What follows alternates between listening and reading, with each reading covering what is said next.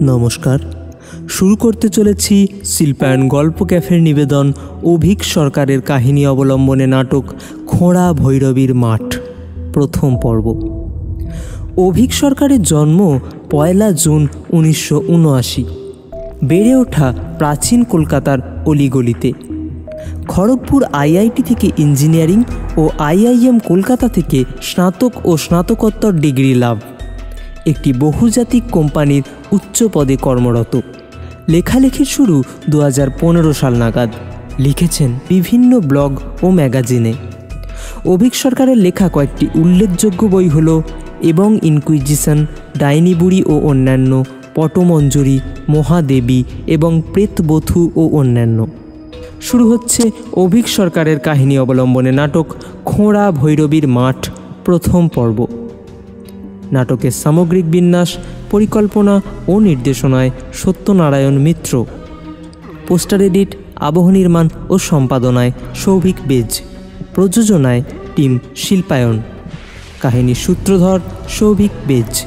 এছাড়া বিভিন্ন ভূমিকায় সত্যনারায়ণ মিত্র, স্বরূপ দত্ত, সুশ্রী মিত্র, তনুশ্রী দাস, মহাশ্বেতা মিত্র, সুরাজ বেজ, সৌরভ বেজ, দিব্যেন্দু দেব, অনন্যা মিত্র ও পারমিতা চক্রবর্তী।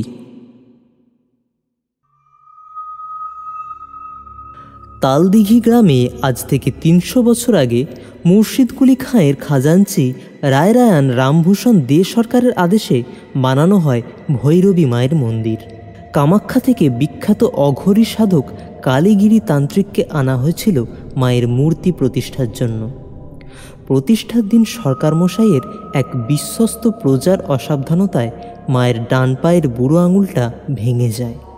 ক্ষোভে ফেটে পড়েন প্রবল প্রতাপশালী রায়রায়ান রামভূষণ। ওরে, কে কোথায় আছিস? এই হতভাগাটাকে এক্ষুনি কুচি কুচি করে কেটে ডাল কুত্তা দিয়ে খাওয়া। মায়ের মূর্তিতে খুঁত তৈরি করলো। ছি ছি ছি ছি ছি ছি। এখন কি উপায় তান্ত্রিক বাবা? এখন এই খুঁতো মূর্তিতে পুজো দিই কি করে?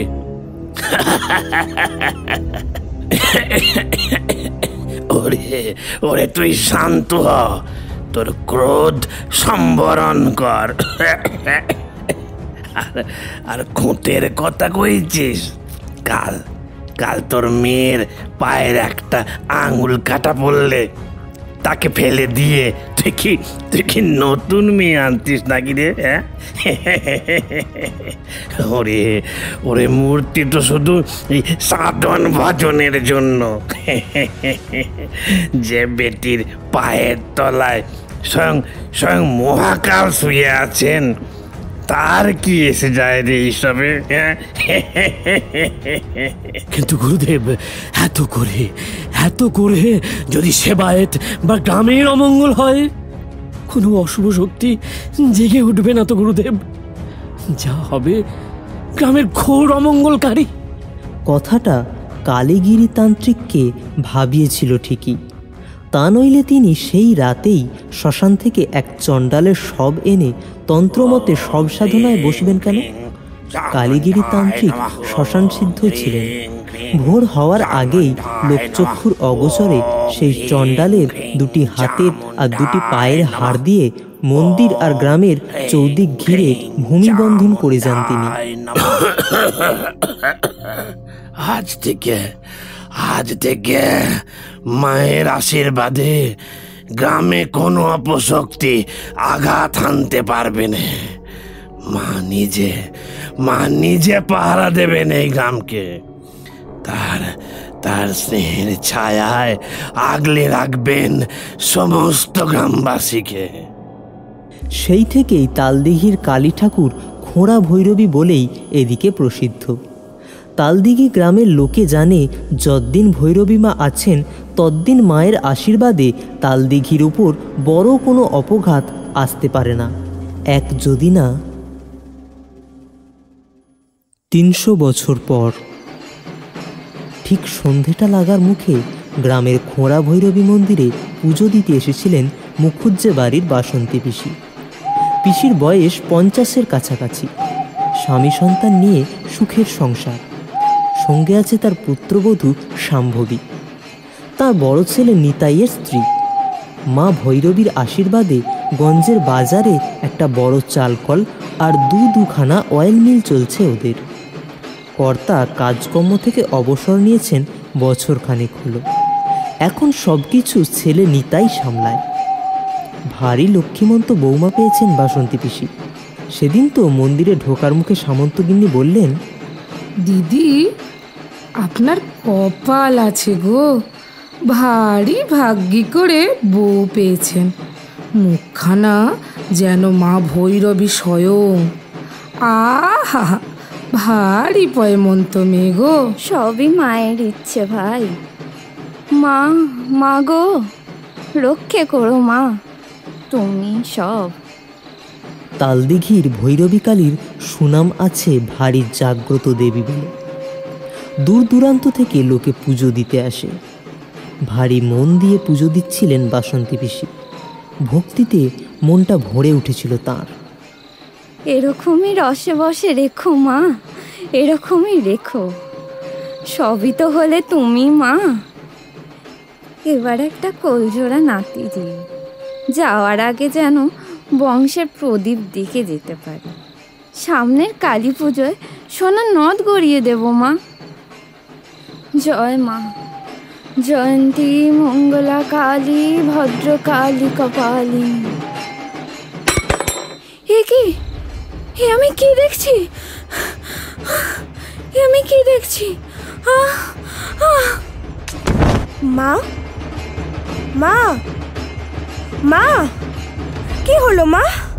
মা, কে কে কোথায় আছেন? তাড়াতাড়ি আসুন, মা অজ্ঞান হয়ে গেছেন। আরতি করার সময় প্রদীপটা যেই না ভৈরবী মূর্তির মুখের সামনে এনেছেন, সেদিকে এক ঝলক তাকিয়েই মুহূর্তখানিক স্তম্ভিত হয়ে আওয়াজ তুলে দড়াম করে পড়ে মূর্ছা গেলেন গাঁয়ের মুখুজ্জে বাড়ির দাপুটে গিন্নি বাসন্তী রানী মুখুজ্জে। মন্দিরের সেবাই যোগেন ভট্টাচার্য মশাই তখন মন্দিরের বাইরে লাল সিমেন্ট দিয়ে বাঁধানো তেলতেলে রোয়াকে বসে। বুঝলে মা জননীরা, এই কৌশিকী অমাবস্যায় মা ভৈরবী যেন জাগ্রত হয়ে ওঠেন। যদি সব নিয়ম মেনে ঠিকঠাক পুজো দিতে পারো তোমরা, তাহলে সমস্ত মনস্কামনা পূর্ণ হবে। ঠাকুরমশাই, ঠাকুরমশাই, তাড়াতাড়ি তাড়াতাড়ি মন্দিরের ভিতরে আসুন, মা অজ্ঞান হয়ে গেছেন ঠাকুরমশাই। মন্দিরের ভেতরে ছুটে যেতে দেরি হয়নি কারোরই। গ্রামের মহিলারা যখন মুখুজ্জে গিন্নির বিশাল শরীরখানি ঘিরে জলের ছিটে আর হাওয়া দিতে ব্যস্ত, তখন যোগেন ভট্টাচার্য কাঁপতে কাঁপতে ভৈরবী মূর্তির দিকে ডান হাতের তর্জনী তুলে বলে উঠল, এ কি করে হলো? এ যে মহা সর্বনাশ! মায়ের কোপ দৃষ্টি জেগেছে রে। তখন সমবেত লোকেদের নজর ঘুরে যায় মূর্তির দিকে, আর তারপরেই লোকজন ভয়ে আর আতঙ্কে একেবারে কাঠ হয়ে যায়। কিন্তু এই ভিড়ের মধ্যে একজনের আচরণ ছিল সম্পূর্ণ অন্যরকম। সেটা কারোর চোখে পড়ল না। অশুভ শক্তির বিনাশ আমার হাতেই হবে, আর আমার পূজার আয়োজন আমাকেই করতে হবে, আমাকেই করতে হবে। সেই রাতেই প্রবল ঝড় ধেয়ে আসে তালদিঘির ওপরে, আর ঘোড়া ভৈরবীর মাঠের উত্তর দিকের প্রাচীন বটগাছটা উপড়ে পড়ে যায়। কেউ যদি সেই গাছের গুঁড়ির দিকে মাটি আর শিকড় সরিয়ে দেখত, তাহলে একটা ঝুরঝুরে উড়ুর হার তার নজর এড়াত না নিশ্চয়ই। গ্রামে ঢোকার সময়ই একটা কিছু টের পাচ্ছিল দনু, ওরফে দনুজ দমন সেনাপতি। কয়েক মাস হলো এখানেই তালদিঘি উচ্চ মাধ্যমিক বিদ্যায়তনের সায়েন্সের টিচার হিসাবে জয়েন করেছে সে। কি একটা যেন অস্বস্তি হচ্ছে, ঠিক বুঝে উঠতে পারছি না। কিন্তু রেল স্টেশনে নেমে থেকে ঠিক যেন স্বস্তি পাচ্ছি না। গত দুদিন গ্রামে ছিল না দনু। সপ্তাহান্তের ছুটিতে কলকাতা গেছিল দাদা বৌদির সঙ্গে দেখা করতে আর টুকটাক কিছু কেনাকাটা করতে। লাস্ট ট্রেনটায় স্টেশনে নেমে স্টেশন থেকে টোটো ধরেছে দনু। বরাবরই যেমন ধরে। সারা স্টেশন চত্বর ফাঁকা দেখেও তেমন কিছু মনে হয়নি। কিন্তু টোটোটা যখন গ্রামের ভেতরে ঢোকার বদলে গ্রামের বাইরেই তাকে নামিয়ে দিল, তখনই খটকাটা তার লাগলো। কিরে মফিজুল, ভেতরে যাবি না? না মাস্টার বাবু, এখন রাতের বেলা গায়ে ঢুকতে পারবুনি, আব্বু মানা করে দিয়েছে। কেন রে? আগের হপ্তায় তো বাড়ি অবধি ছেড়ে দিয়ে এসছিস, আজ কি হলো? সেসব বলতে পারবুনি বাবু, বলা বারণ। এই তো একটুখান রাস্তা, হাঁটি চইলা যান না কেন? আর সঙ্গে টর্চ আনিছেন? টর্চ? টর্চ আনবো কেন? আগে যদি জানতাম আজ এসব ফালতু বাহানা মারবি তাহলে ব্যবস্থা করতাম। যত সব। এই এই এই টর্চটা ধরেন মাস্টার বাবু, এই বাড়ির ভিতরে ঢুকবার আগে তো টর্চ খান নেভাবেন না বাবু। আর পেছন বাগ থেকে কেউ ডাকলে এই খবরদার এই ফিরে তাকাইয়েন না কিন্তু।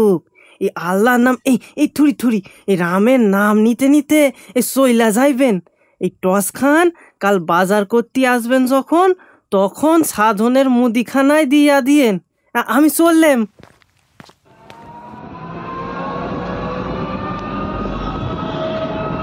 বলে আর দাঁড়ায় না মফিজুল, টোটোখানা ঘুরিয়ে সেখান থেকে প্রায় পালিয়েই যায় যেন। দনুও হাঁটা শুরু করে। রাস্তা দিয়ে আস্তে আস্তেই একটা পচা আঁশটে গন্ধ টের পাচ্ছিল দনু, তার সঙ্গে পাথর চাপানো শব্দ। কি একটা বিচ্ছিরি গন্ধ রে বাবা, আর তো থাকা যাচ্ছে না। নাক চেপে ধরলেও নাকের ভিতরে গন্ধ ঢুকছে। কিন্তু তার চেয়েও একটা জিনিস আজকে আমাকে অবাক করছে, গ্রামের রাস্তায় এত নির্জন কেন? রোজই তো রাতে খাওয়া দাওয়ার পর একটু হাঁটতে বেরোই, তখন হাট ফেরত চাষিদের দল থাকে রাস্তায়, থাকে বকাটে ছোড়াদেরও দল। এছাড়াও শহর থেকে রাতে ট্রেনে আসা অনেকের সঙ্গেই তো দেখা হয়ে যায়। আজ তাহলে এসব কিছু এত চুপচাপ কেন? দুদিন আগেই পূর্ণিমা গেছে, আকাশে দ্বিতীয়ার চাঁদ, অল্প একটু মেঘও করে আছে। যেতে যেতে খেয়াল করে সে চারিপাশে একটুও শব্দ নেই কোথাও। কি ব্যাপার, মানুষজন বা এই নিরি কুকুর কারও পাত্তা নেই, এমনকি গাছের পাতা অবধি নড়ছে না। শুধু চারিদিকে আলগা এই অভিশাপের মতন লেগে আছে এ কটু আষ্টে গন্ধটা। আরও কি যেন একটা নেই, তাই এত অস্বস্তি হচ্ছে আজ। কি যেন নেই, কি যেন নেই। আরে হ্যাঁ, এই ঝিঝি ডাকটাও তো নেই, একটা ঝিঝি পোকাও তো ডাকছে না আজ।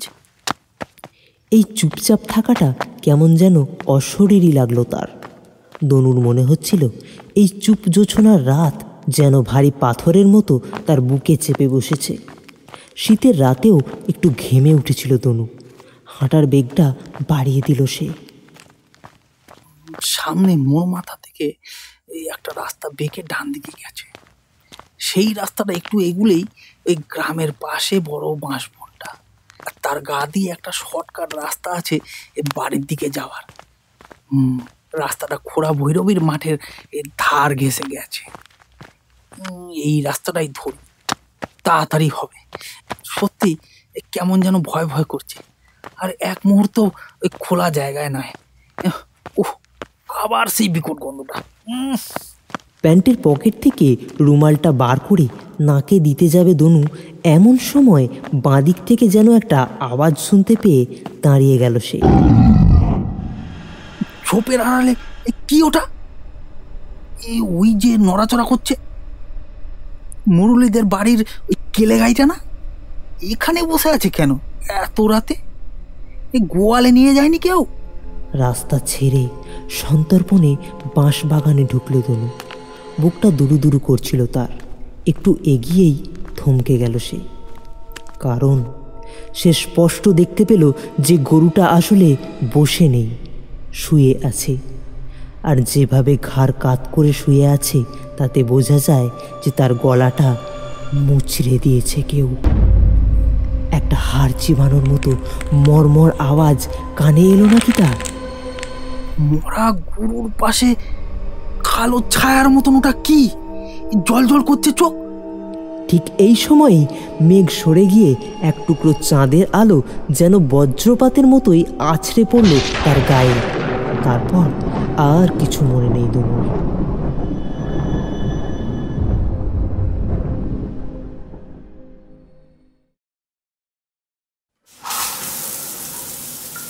বাথরুমে ঢুকে বেসিন ধরে আয়নার সামনে দাঁড়িয়েছিল শামু, মানে এবারের নতুন বউ শাম্ভবী। বাথরুমে বউয়ের জন্য একটা বাহারি ওয়াশ বেসিন বসিয়ে দিয়েছে নিতাই, তার উপরে একটা ছোট আয়নাও লাগিয়ে দিয়েছে। ঝটপট মুখে চোখে জল দিয়ে উত্তেজনাটা কমাবার চেষ্টা করছিল শামু। হাতে লেগে থাকা শাশুড়ি মায়ের রক্তটা শুধু একবার জিভের ডগায় ঠেকায় সে।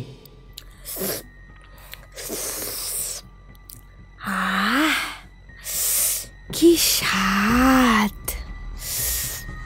বাথরুমের বাইরে থেকে দরজায় টোকা দেয় পিস্তুত ননদ শ্যামলী। ও বৌদি, একটিবার এসো না, ডাক্তারবাবু কি সব বলবেন বলে ডাকছেন তোমাকে। যাই ভাই। দ্রুত গামছা দিয়ে মুখটা মুছে ফেলে সে, বাইরে বেরিয়ে আসে। বাসন্তী পিসি চোখ বন্ধ করে চুপচাপ শুয়েছিলেন বিছানায়। মাথায় মস্ত বড় ব্যান্ডেজ, পড়ে গিয়ে অনেকটা কেটে গেছে মাথায়। পাশে ভিড় করে আছেন গ্রামের ছোট বড় গিন্নিদের দল। ডাক্তারবাবু গম্ভীর মুখে প্রেশার মাপছিলেন বাসন্তী পিসির। আশেপাশের মহিলাদের মুখে উদ্বেগ ছাপিয়েও যেটা ফুটে উঠছিল সেটার নাম ভয়, হাড় কাঁপানো ভয়। সত্যি দেখেছিস তুই? হ্যাঁ গো পিসি, স্পষ্ট দেখলুম। মায়ের জিভটা লাল টকটকে লাল, রক্ত গড়িয়ে পড়ছে যেন। বাকিরা শিউরে উঠলেন সে কথা শুনে, জোর হাত কপালে ঠেকালেন কেউ কেউ। তোর বাচ্চা মেয়ে কি দেখতে কি দেখেছিস? ও, আমি বলে বাচ্চা মেয়ে? আর ঠাউর মশাই দেখলো, নপাড়ার দোক্তা দিদা দেখলো, নারায়ণদের বড় জ্যাঠা দেখলো, বাচ্চু কাকু দেখলো, সেগুলো কিছু নয় না? সমস্ত আলোচনা কান খাড়া করে এই কথোপকথন শুনছিল শামু, আর ক্রমশই তার কৌতূহল জাগার দিয়ে উঠছিল। শাশুড়ি মাকে ধরাধরি করে বাড়িতে নিয়ে আসা স্তক একটা ফিসফিস চলছে। খেয়াল করেছে সে, নিতাইয়ের মুখটাও গম্ভীর।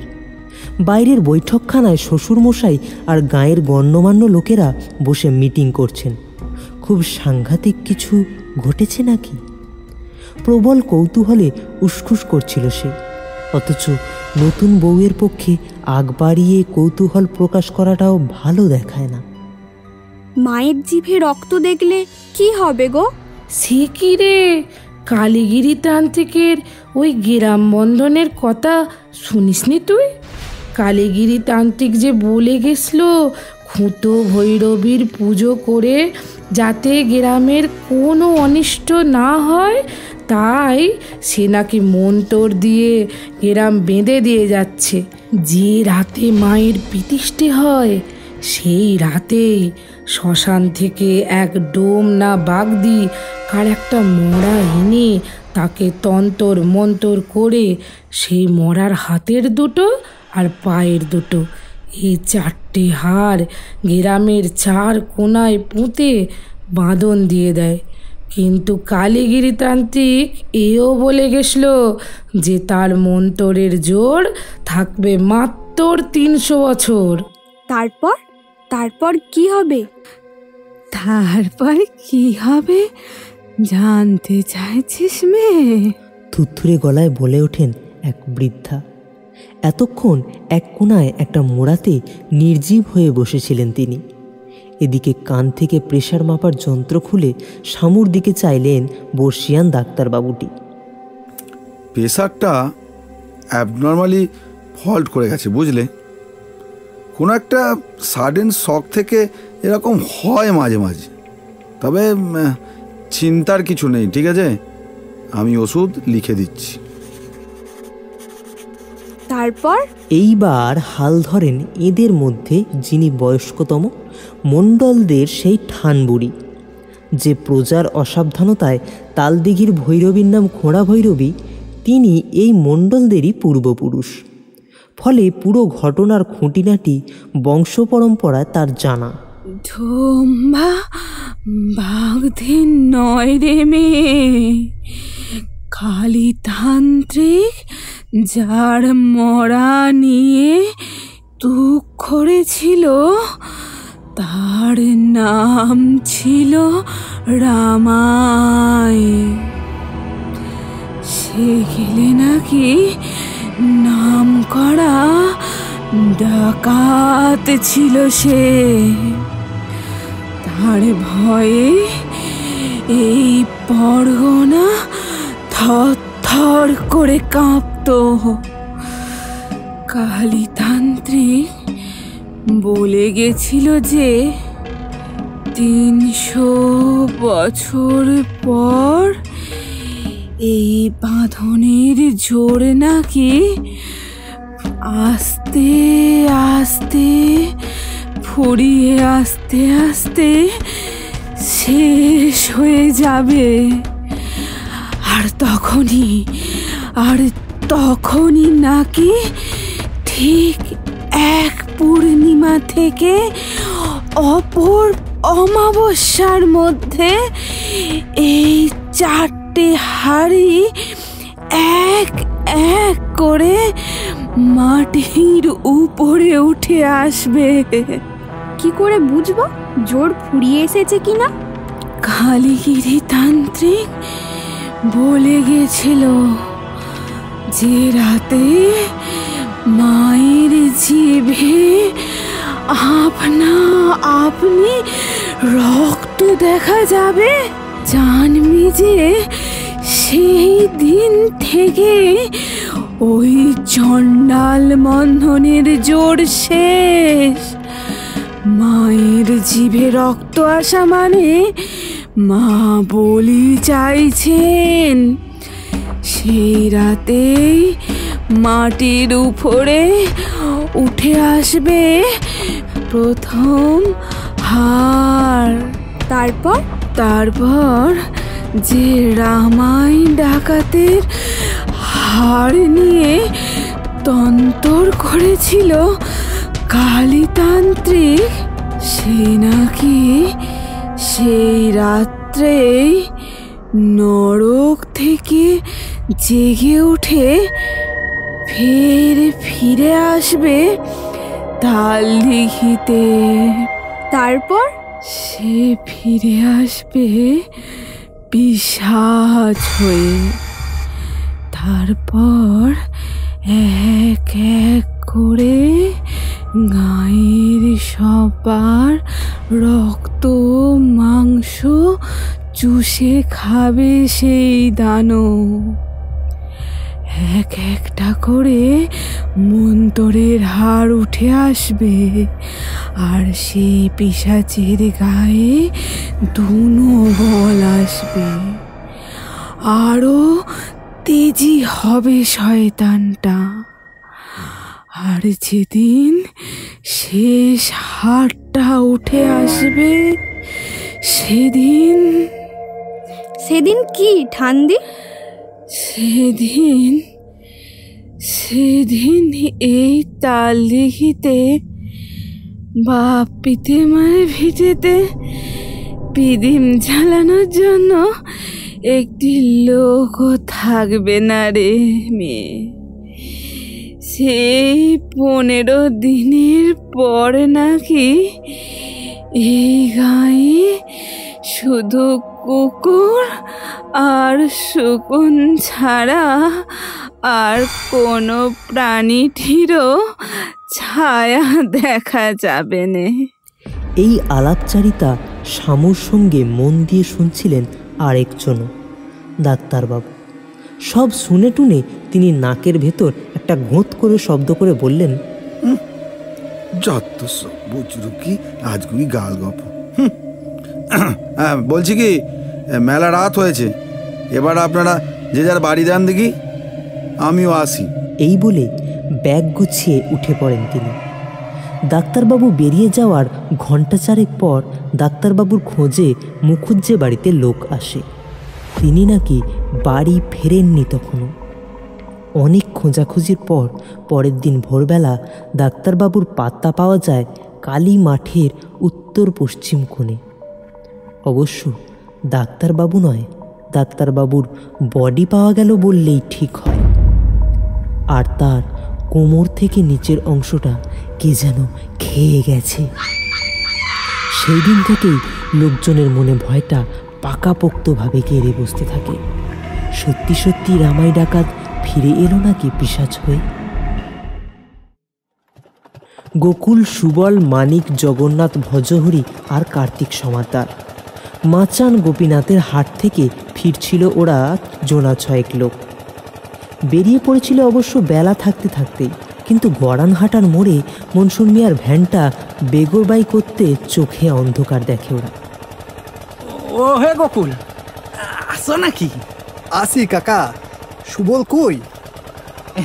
এই তো আমার বাপ আসে। কই হে জগন্নাথ, সারা শব্দ নাই কেন?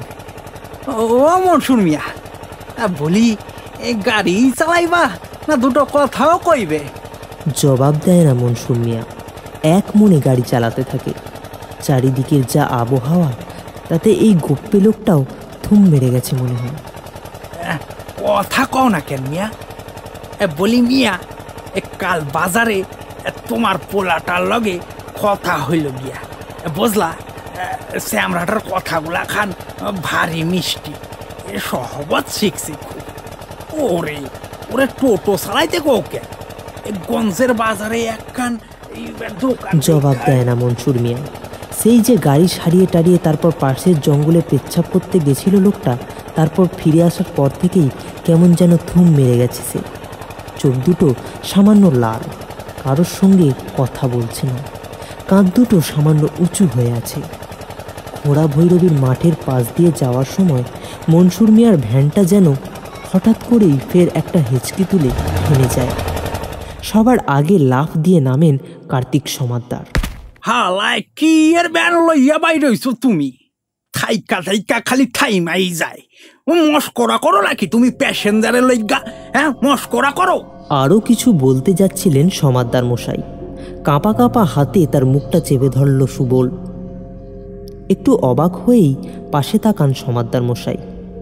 জগন্নাথ বাচ্চা ছেলে, সে তখন গোকুলকে জড়িয়ে ধরে ঠকঠক করে কাঁপছে।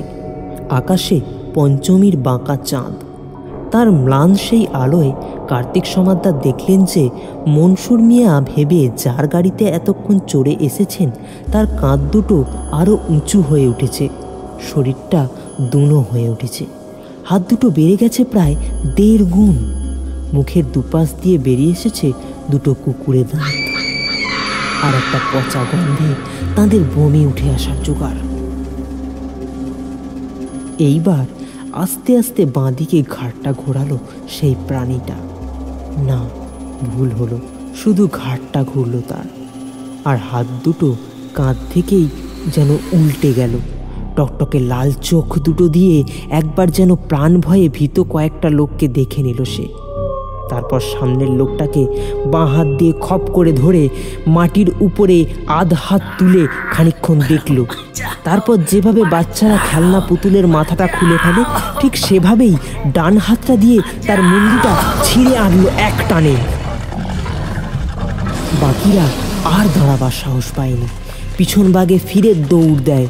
শুধু দৌড়তে গিয়ে পড়ে যান সমাদ্দার মশাই।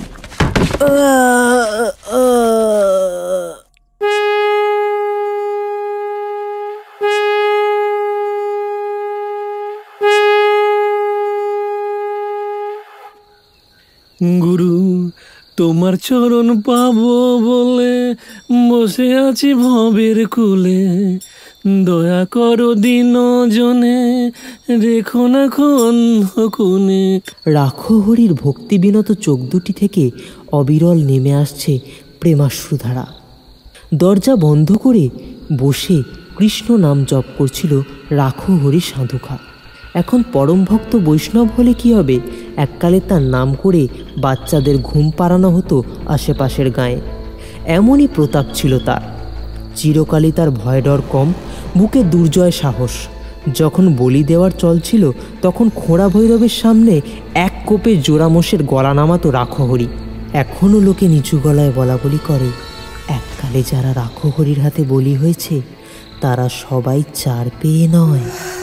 এহেন ডাকসাইটে রাখহরি নবদ্বীপের রাসের মেলায় ঘুরতে গিয়ে মদনমোহন গোস্বামীর কাছে দীক্ষা নিয়ে ফেলে এখন বিলকুল শুধরে গেছে। এমন সময় বাড়ির চালে খড়খড় আওয়াজ হতে একটু অসন্তুষ্টই হয় সে। কে রে? ছেলে ছোকরাদের দল চাল কুমড়ো চুরি করতে উঠেছে নাকি? সবে দুখান চাল কুমড়ো পেকে উঠেছে, সে কবে থেকে ইচ্ছে। ওই সামনের বৃহস্পতিবার পূর্ণিমা, সেদিন বড়ি দিয়ে চাল কুমড়োর তরকারি আর অন্যান্য পঞ্চব্যঞ্জনে আমার আমার রাধা কৃষ্ণের ভোগ দেব। শেষ পাতে একটু দই, সঙ্গে মালপোয়া। আহা হা হা, মহাপ্রভু বড় ভালোবাসতেন। নষ্টচন্দ্রের দল সেসবও করতে দেবে না বাবু। লুঙ্গিটা দুভাঁজ করে কোমরে গুঁজে উঠোনে নেমে আসে রাখহরি। হাতে একটা নিভু নিভু টর্চ। ব্যাটারি শেষ হয়ে এসেছে তার। চালের দিকে চেয়ে একটা হাঁকার দেয়। এই কে রে? কে ওখানে? নেমে আয় বলছি। জবাব আসার বদলে একটা শব্দ ভেসে আসে তার কানে। চালের ওপার থেকে কি যেন একটা খড়মড় করে ওদিকের চাল বেয়ে নেমে যায়। হালকা পায়ে একটু দ্রুতই ওদিকে দৌড়ে যায় রাখহরি। বাড়ির পেছন দিকে যেতেই একটা মাংস পচা গন্ধ যেন ভেজানো গামছার মতোই দম বন্ধ করা ভাব নিয়ে তার মুখ চোখের উপর ঝাঁপিয়ে পড়ল। এখানে গন্ধটা করতে গেল। হঠাৎ করেই থমকে গেল রাখহরি। তার ষষ্ঠ ইন্দ্রিয় বলছিল যে এখানে কিছু একটা আছে যেটা তার বোধ বুদ্ধির বাইরে। বাড়ির পেছন দিকে সামান্য ঝোপ জঙ্গল হয়ে আছে। আম গাছটার গোড়ার দিকে নজর পড়ে তার। কিন্তু ওটা কি ওখানে? এক গাদা কালো ছায়া জড়ো হয়ে যেন ওখানে আসে, আর জল জলে ওই আগুন দুটো কি কারো চোখ নাকি? সাহস করে আরও কিছুটা এগোয় রাখহরি। পচা বিশ্রী একটা গন্ধে নাড়ি ভুঁড়ি উঠে আসছিল তার। কাঁধের গামছাটা নাকে চেপে ধরে সে। আরও একটু এগোতেই নরম নরম কি যেন একটা তার পায়ে ঠেকতে থেমে গিয়ে সেদিকে টর্চটা মারে রাখহরি।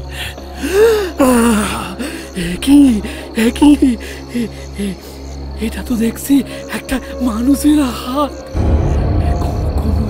কনুয়ের নিচে থেকে কাটা। না, ভুল হলো। কাটা নয়, সেরা। তার গা থেকে এখনো রক্ত লেগে আছে। খানিকক্ষণ স্তম্ভিত হয়ে সেদিকে চেয়ে থাকে রাখহরি। বুকটা ধক করে ওঠে তার।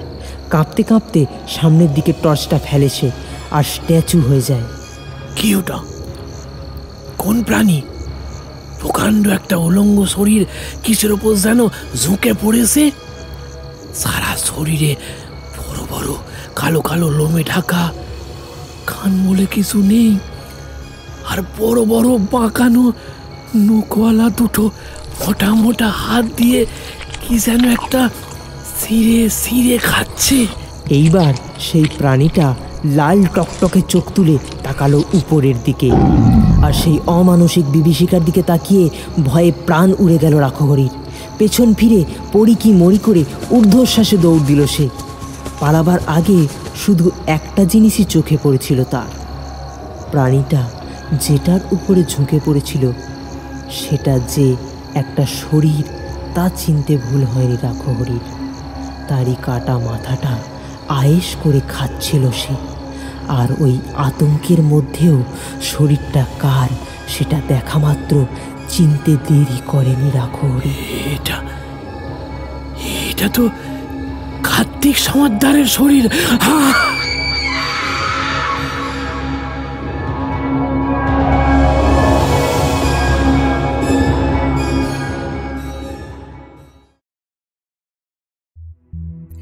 শুনলেন অভিক সরকারের কাহিনী অবলম্বনে নাটক খোঁড়া ভৈরবীর মাঠ প্রথম পর্ব।